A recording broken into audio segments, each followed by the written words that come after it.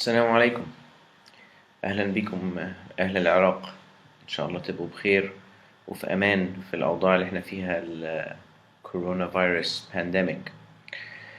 أنا اسمي الدكتور أشرف رفاعي، ويعني يحصل لي الشرف النهاردة إن أنا هدي كده فقرة بسيطة على العراقي دنتال كلينكس. طبعا دعوة من الدكتور مصطفى يوسف والقاسم العبادي، وطبعا منظمة من الدكتور أحمد نحراوي عندنا هنا في القاهرة. طبعا أحب أكون معكم في العراق، بس للظروف الحالية لا تسمح بذلك، بس إن شاء الله ربنا يعني يفرجها على الجميع، وإن شاء الله أجيلكم هناك في العراق. A little about myself. I'm an associate professor of endodontics. I've been practicing endodontics for about 25 years. أنا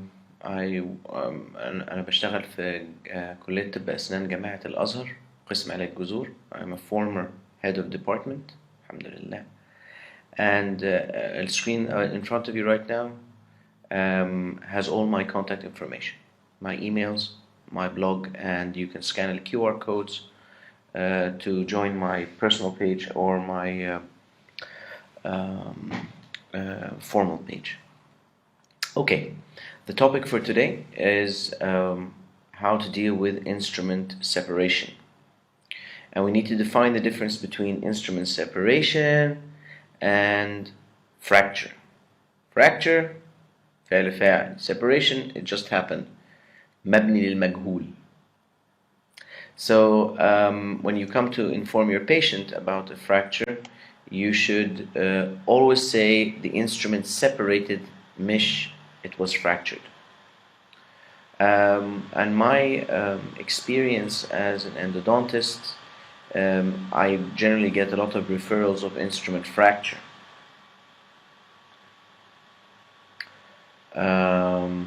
And this is ده الإحساس اللي بيبقى عندي when I get the instrument fracture. Okay, you can see this is very clearly. There's two instruments fractured. This is an X-ray from my friend and my brother, Dr. Mu'tazil Khawas. And you can see the instruments. You have an anterospiral fractured in one canal, and you have the tip of an instrument fractured in the coronal portion of another canal. And things like this come to me all the time. I'm always hoarded by these type of cases. And then what happens when this nightmare occurs? What do you do? How do you manage? These are all, by the way, these are all my cases. These are not cases from other people. I fracture instruments as well. I'm not saying that everybody else fractures instruments and I don't. And there's no living endodontist that doesn't fracture instruments himself. So, what do you do when this happens? إيه اللي بتعملوه? Most people, they start doing this, then this, and then after a few years you get a failure, or it comes back from the dead. You get an abscess or a swelling or pain related to your tooth. Now I'm going to start by showing one case. This is a 32-year-old patient. She had a lower premolar. You can see it right here. And the lower premolar had complex anatomy. It had very long roots and very severely curved root here. It had 3 root canals and a very deep bifurcation. You can see it very, very clearly. Very complex anatomy. It was referred from a dentist, his daughter.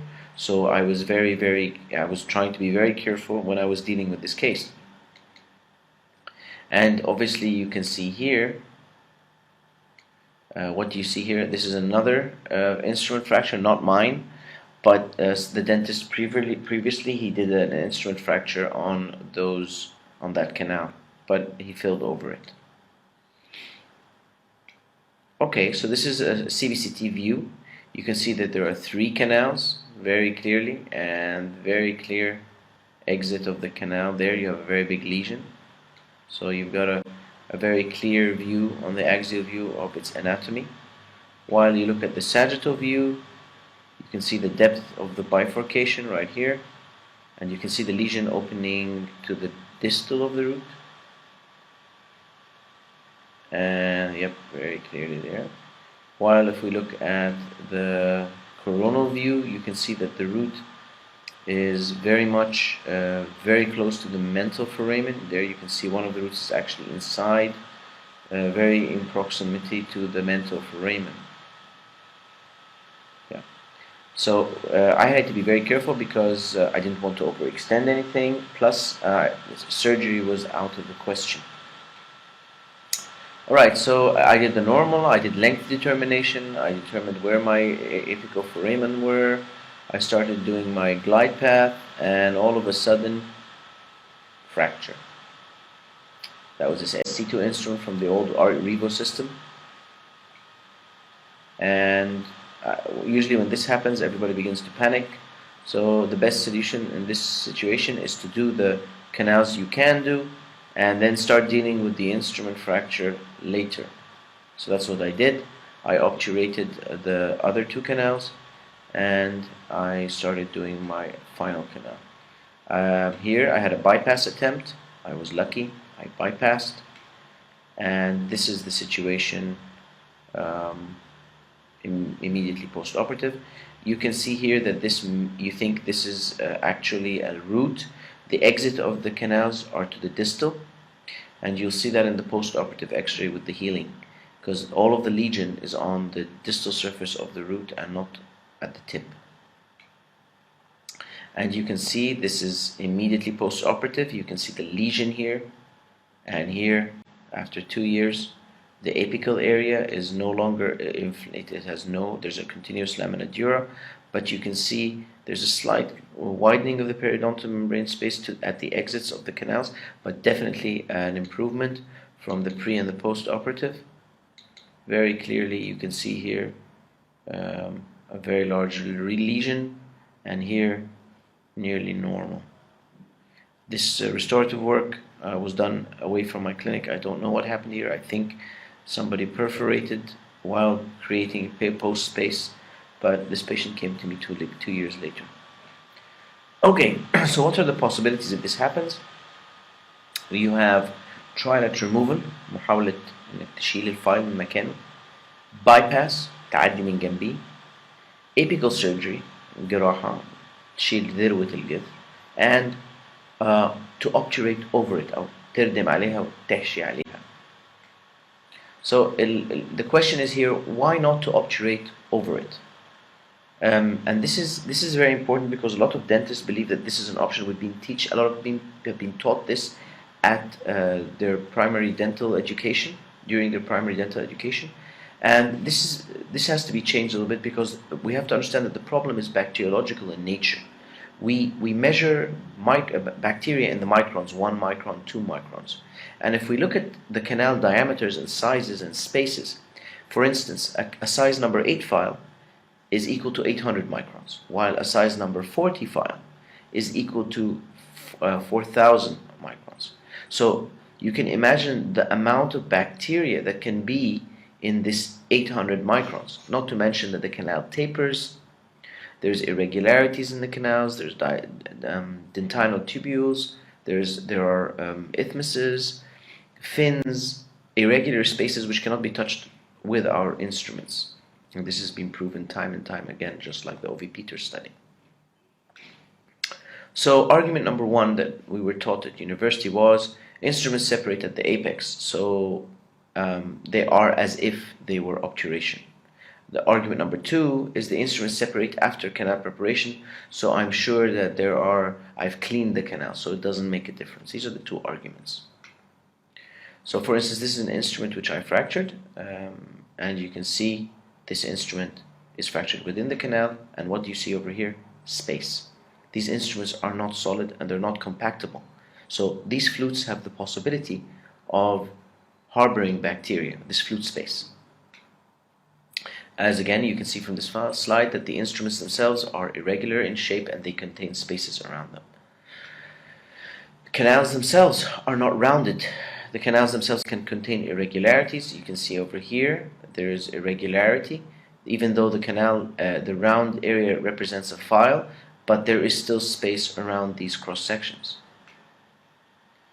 And we've seen from studies like the Verna study and that this is a micro CT study of the maxillary first molar teeth, the mesiobuccal root, and you can see that the extent of complexity of these canal systems, even if you could get into one of these canals, two of these canals, physically it's nearly impossible to manually negotiate a canal system. So we rely heavily on irrigation and hydraulic pressure during obturation to fill these irregular shapes.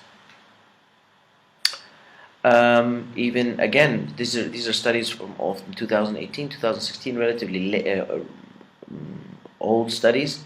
But no matter what the studies, these were all antibacterial studies done on canals, and to see how effective cleaning techniques, activation techniques, and preparation techniques can reduce the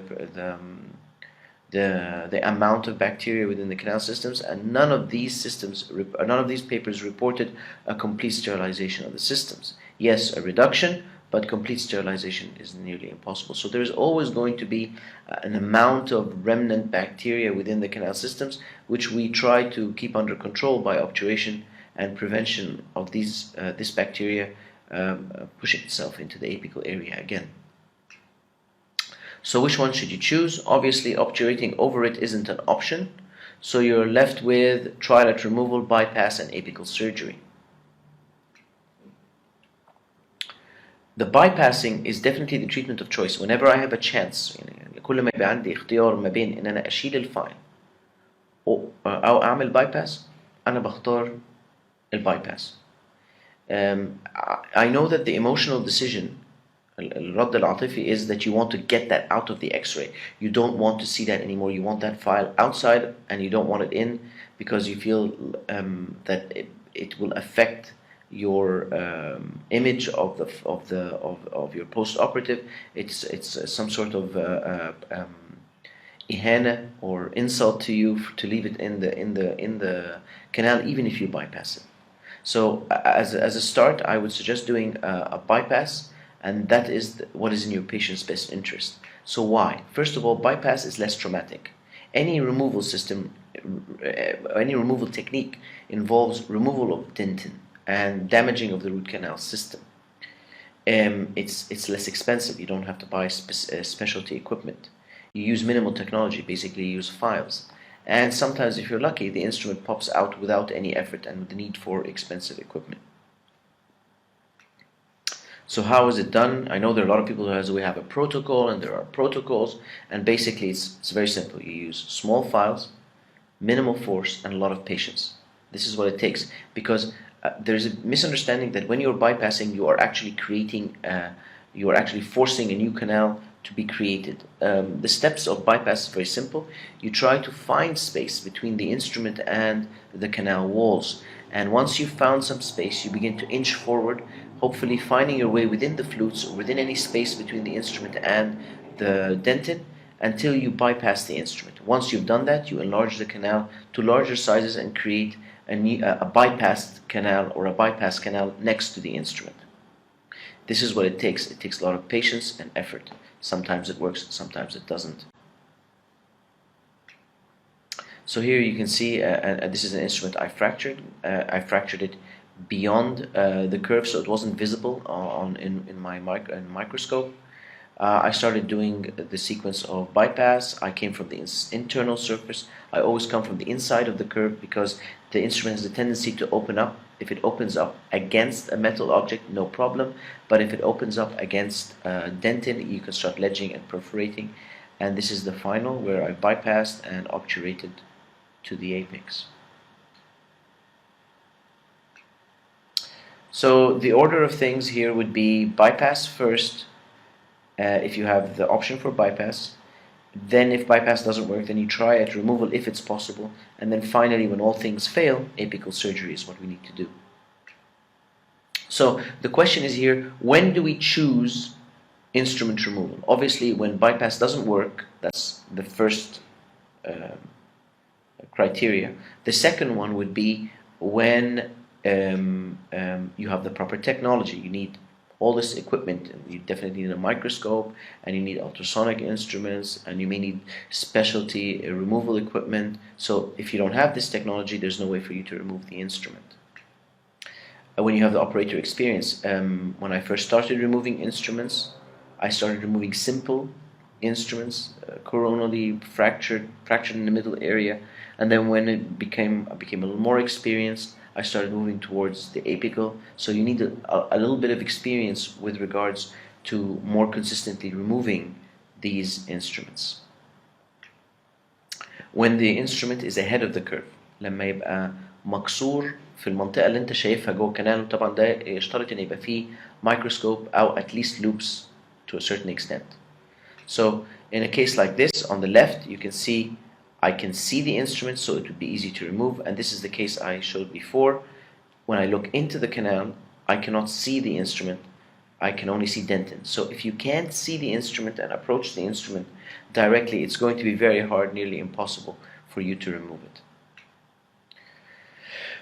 When there is sufficient remaining dentin thickness, sometimes roots are thin, and like I said, when you are trying to remove an instrument from a canal, you need to create space around the instrument, and sometimes if the root is very thin, it can be a possibility for perforation. So it's very important that you have to consider the amount of dentin circumferentially around the instrument which has been separated, and you have to look very closely, especially in molars, to the danger zone, because it's very, very common for you during the process to perforate.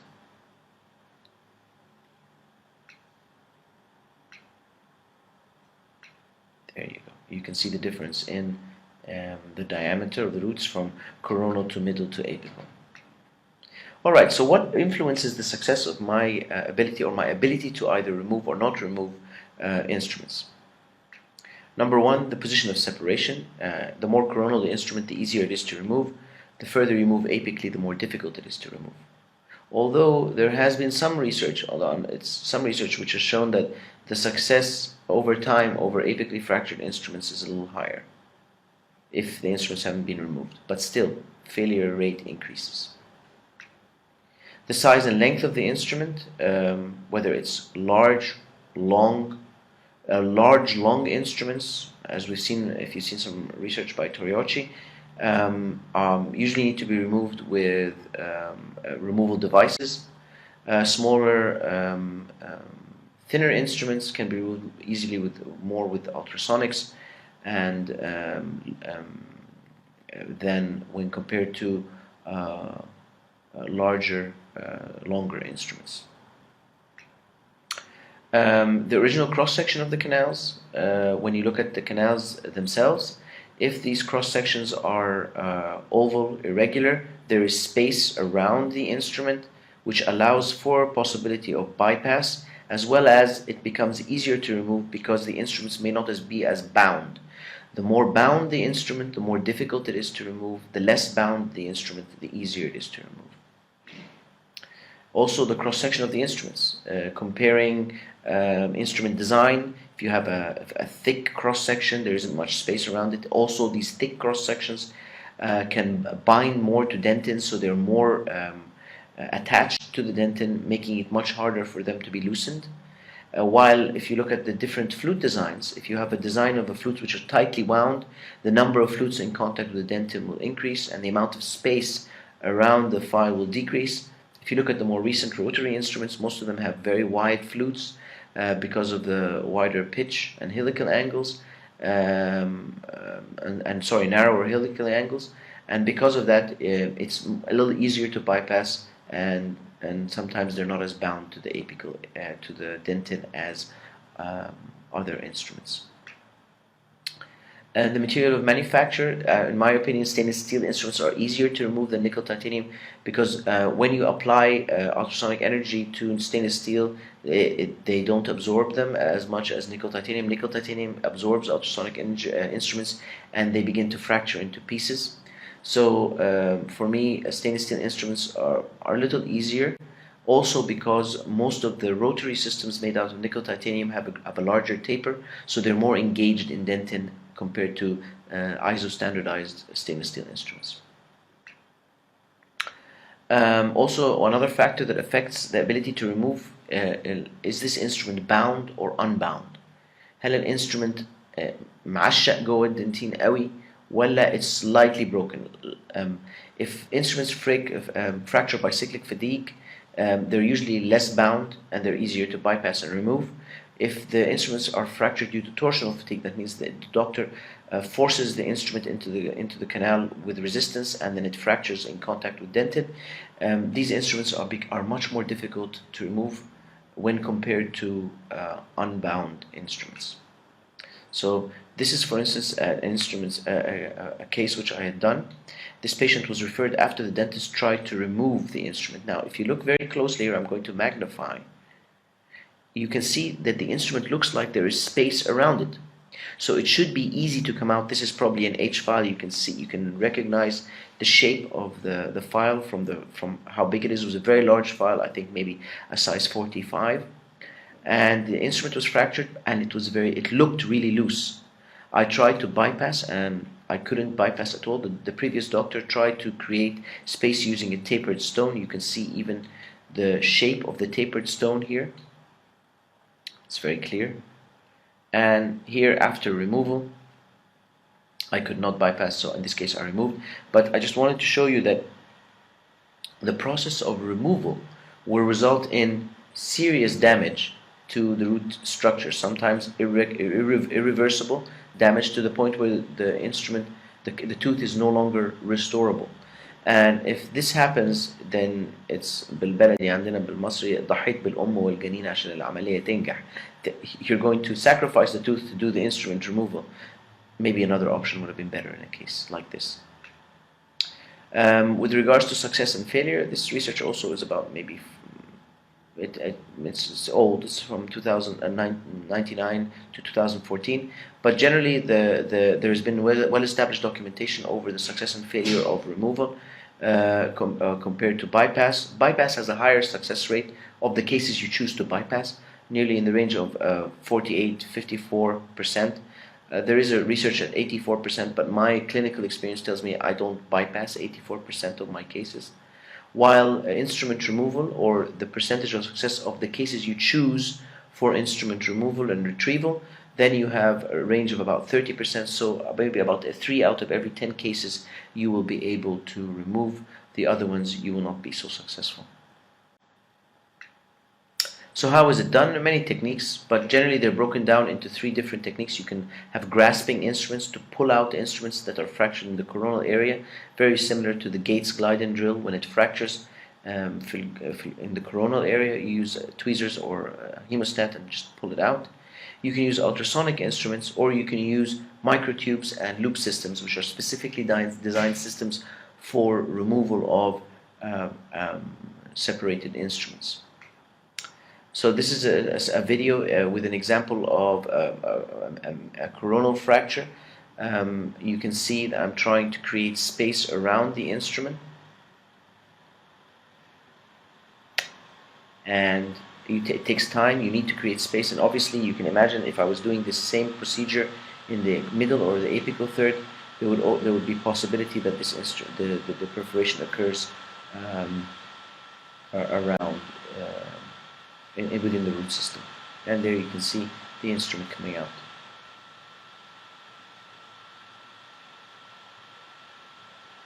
Yeah, very clear. There you go. Okay, and then there are specific instrument systems. You have, like I said, loop systems which depend on a wire which strangulates the instrument segment and attaches to it and you pull it out. Or it can be in the form of a tube which is like a metal syringe with a hollow area which attaches onto the top of the instrument and then is engaged with some sort of mechanism from inside the loops, from inside the tube system. An example of the tube system would be one like this, and then this is an example. The tube system basically has a tube with an attachment. The tube places onside the instrument, and then there's a button you press which pushes a metal extender that engages the instrument and it attaches to it, and you just pull it out. While in the case of a loop system, it's like a loop which you engage on the instrument, so it holds it and you pull it out. This is an example of the loop engaging with an instrument. This is the Teriachi system. Okay, and sometimes things don't come out. These are cases which instruments have been pushed out into the apical area or have not been retrievable, whether it be in the apical or in the middle or the coronal. In this case, you need to think about surgery, whether it be replantation surgery, apical surgery, but doing it orthograde may not always be feasible or may not always be the solution. Again, I would like to thank Dr. Mustafa and Dr. Al-Qasim for their invitation. شكرا يا دكاترة، ربنا يبارك لكم كده ويرفع عنكم البلاء. If anybody needs anything from me with regards to this lecture, I will be available. You can post onto the comments and I will answer as best as I can. Because of the internet problems and during this time, I had to pre-record this lecture, and it's going to be uploaded, and then I will be able to answer your questions in the comments. Please communicate with me, like I said, on my Facebook, on my my mail. Please, at any time, I will be there and I can answer any of your questions. Thank you so much. Assalamu alaikum wa rahmatullahi wa barakatuh.